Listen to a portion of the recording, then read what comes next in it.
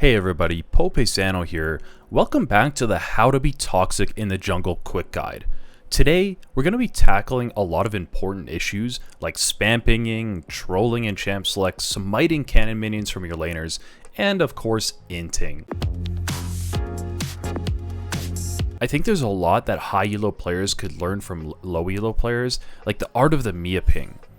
You see, unlike bait pings that scale through into the late game, Mia pings are effective early and... Wait, 1 second? Yeah. Oh, okay. Well guys, I've just been informed that I started using the wrong script, and that one is meant for my how to play Yasuo in 10 minutes or less. Alright, sorry about that. Let's get back on track. Welcome to the League of Legends Champion Spotlight, featuring Yasuo, the Unforgiven.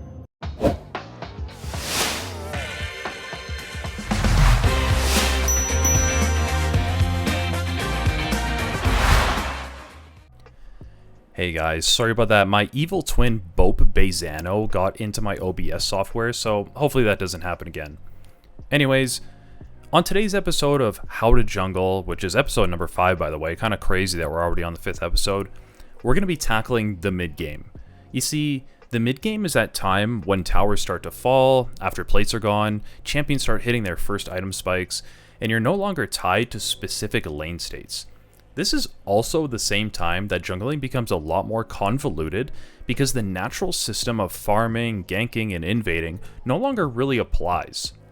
What this means is that we need to be able to effectively read the state of the game, asking ourselves important questions in order to get a good understanding of what our role has now become into the mid-game. Due to the volatility of the game right now, in probably 7 out of 10 of your games, there should be a clear indication of one team being ahead and another team being behind. It is up to us to first understand, are we behind or are we ahead? There are obvious factors that go into answering this, like kills and objectives, but there are many less obvious factors including map tempo, like wards, line of scrimmage, and dragon stacking. And once we can understand whether we're behind or we're ahead, it's time to lean into a few major factors that will help you either close out a game or help to create opportunities to come back. So let's begin by talking about when we're ahead. There are a few major mistakes that a jungler can make when they're ahead. The first and foremost, the most paramount that I need to point out, is dying in a way that gets nothing and loses map pressure, loses an objective, or maybe even gives over a huge bounty. It sounds obvious, but we need to avoid any unnecessary deaths when ahead. The moment you die and give up a dragon, that puts you another 5 full minutes back from Dragon Soul. If you die and give even a 600 gold shutdown, you're accelerating that enemy who took your shutdown by about 40 CS, or if it's a jungler, about 2 full clears. When you put it into that perspective, we can really understand just how detrimental this can be, and yet, it is one of the most common mistakes I see in Emerald and below. Let's take a look at 2 different examples from a low elo jungler and a high elo jungler, and see how they approach dragons differently.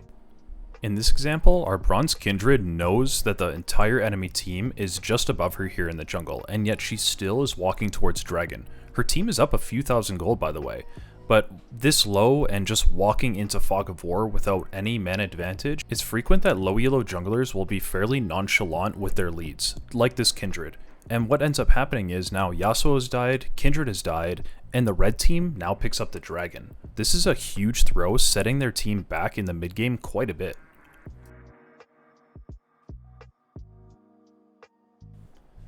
Instead, in this example, we get to see a bit of a different mindset. Shaco knows that there is no response from the enemy team here and that this gank is very free.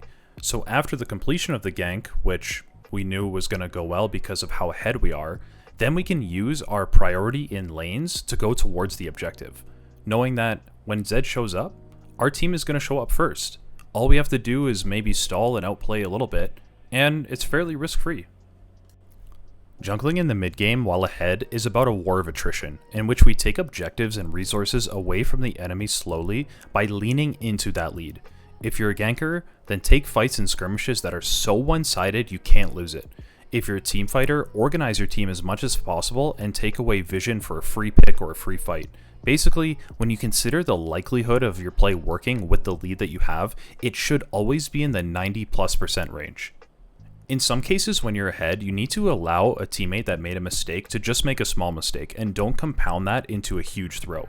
In this case, Briar's trying to save Garen by ulting into the fight, which kind of baits another teammate in, and what happens here is that there's no objective to fight over, and this is a terrible fight to take. So red team loses a huge gold lead here. At the beginning of this fight, red team was up about 2,000 gold. After this fight, they're down about 1,800. This is a massive throw that could easily lose the game. And guys, look, challenger players are not immune to this at all. High elo is not some god elo where you just don't make a mistake anymore. Yes, they're amazing at the game, but this Alistair really should have just preserved the 300 gold, and this Graves probably shouldn't be taking on a 1v3, which ultimately leads to a big advantage for the red team.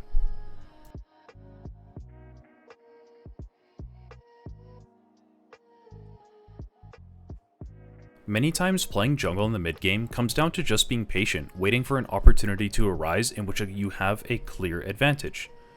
Look at the red team and the blue team here. The blue team clearly wants to fight before the red team has even numbers. The red team is being patient, waiting for their teammate, Aatrox, to show up, because they're so much ahead. Once that happens, it won't really be an even fight. Far too often in the lower elos, people are way too feisty, looking to fight because they think that they're way stronger than they are. Sometimes being ahead really just means taking careful, calculated plays.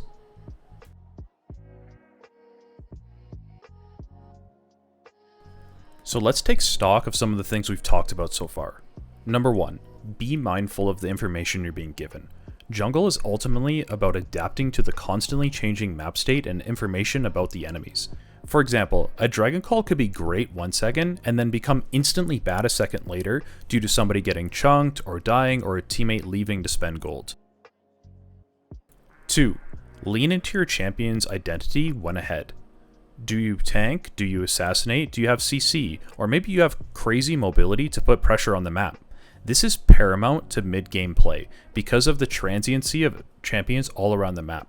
The second you get away from what your champion is good at, you might let the enemies back into the game. Third, do not compound errors. Let your teammates die. Let a dragon go. Don't 50-50 anything unless you don't have a choice at all. The moment you compound errors and turn a small tempo action from the enemies into something major, it's going to be really bad for you. For instance, maybe you as the jungler die trying to save an ally. Well, what may have just been the enemies taking one turret or just getting some more map pressure might now turn into a dragon or a baron. Fourth, be patient. People will get impatient and make mistakes. They will get bored, they will just want to make something happen, especially when behind. They're not feeling good about their game, and so they might just get a little too overzealous. Well, that pretty much sums up what I wanted to say about the mid game in this part 1 of a 2-part miniseries. Next week, we'll look at how to play the mid game from behind. So, if you enjoy this type of stuff, please leave a like and a sub. I'm trying to hit that 1K. We're so close, guys. Thank you all so much for the support. See you next time. Pope out.